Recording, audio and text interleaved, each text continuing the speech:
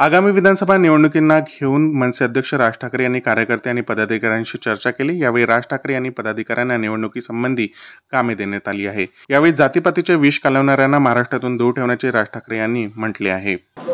त्यांना काही कार्यक्रम उपक्रम दिलेले आहेत, त्याप्रमाणे मी आल्यानंतर मला ते भेटलेले बोलतो। साहेब, ज्या पद्धतीनं राज्यात जातीय समीकरणाने तेढ वाढतोय त्याकडे कसं बघताय? कारण का राज्यकर्त्यांकडनं एका समाजाला आश्वासन दिलं तर दुसरा समाज नाराज होतो।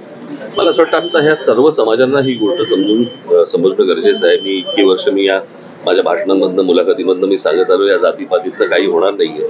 हे सगळे पुढारी हे जातीपातीमध्ये द्वेष पसरवून फक्त मतं हातात घेतील आणि बोळसटपणे हे मतं देतील देखील, पण हे त्यांच्या पुढच्या येणाऱ्या पिढ्या, म्हणजे मी काल तर ते एक कोणीतरी मला क्लिप पाठवली, त्याच्यामध्ये लहान लहान मुलं जातीवरनं बोलतात एकमेकाशी, आणि हे कधी बोललो होतो मी की हे सगळं शाळा कॉलेज पर्यंत जाणार हे प्रकरण, कळलं का? हे विष असं महाराष्ट्रामध्ये कधी नव्हतं। मला असं वाटतं हे जे जातीपातीचं विष घालवणारी जी लोक आहेत, महाराष्ट्राने यांना दूर ठेवलं पाहिजे।